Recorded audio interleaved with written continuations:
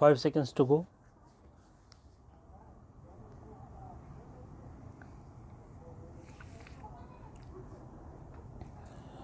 Start. I am very happy to be with you at this conference of Irrigation and Water Resources Ministers. Our government attaches a great deal of importance to this very vital subject, which is critical for the development of our economy, particularly the development of our agricultural economy. As I had mentioned in my Independence Day speech last year, it is one of the 7 priority areas identified for focused attention. Our government believes that irrigation, along with agriculture and the rural employment guarantee, holds the key for the transformation of rural India. Given the latent, untapped potential for further irrigation, I sincerely hope this conference will be able to come up with credible strategies for tapping and realizing this critical resource. Water is a blessing for humankind. It is the lifeblood of farming. Nations, cities, and civilizations have grown near rivers. Our scriptures have praised the life giving quality of water. At the same time, having an excess of water or its complete absence can be a curse too. Last year, many parts of our country were affected by drought. Farmers were in acute distress. This year, we are having a deluge of water leading to flash floods and consequent destruction and loss of valuable property in many states of the Union. Once again, farmers in these parts are in distress. In a way, these two phenomena demonstrate the vulnerability of our people to the vagaries of nature. They also demonstrate the importance that irrigation can play in mitigating the risk arising out of fluctuating rainfall, both when it is in shortage and when it is in excess.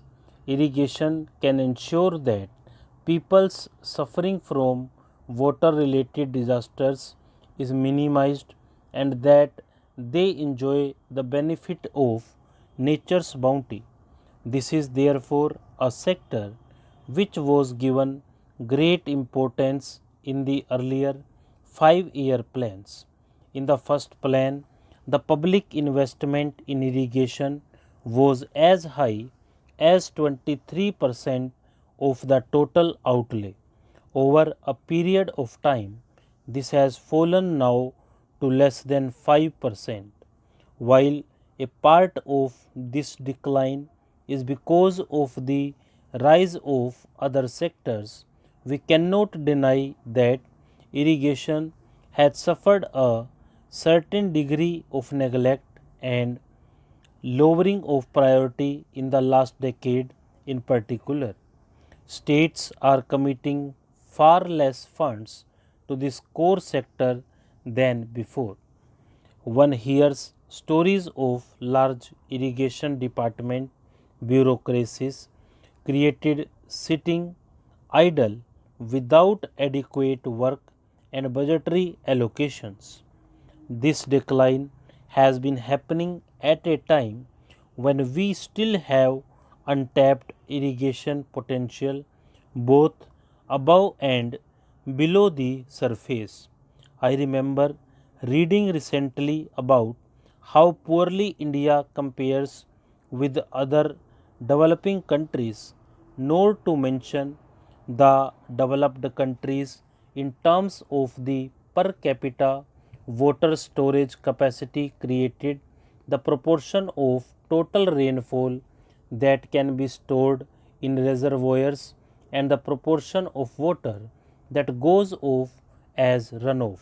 We need to reverse, therefore, the neglect of this very vital sector if we are to use irrigation and improved water management practices to rejuvenate and revitalize our agriculture. States must commit a greater proportion of resources to this sector, and I am sure the center will play its role in helping them along.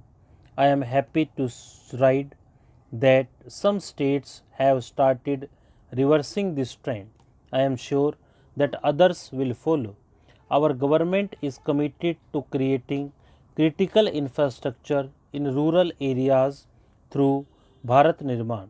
Irrigation of one of the key components of Bharat Nirman, and we have set ambitious targets for this component.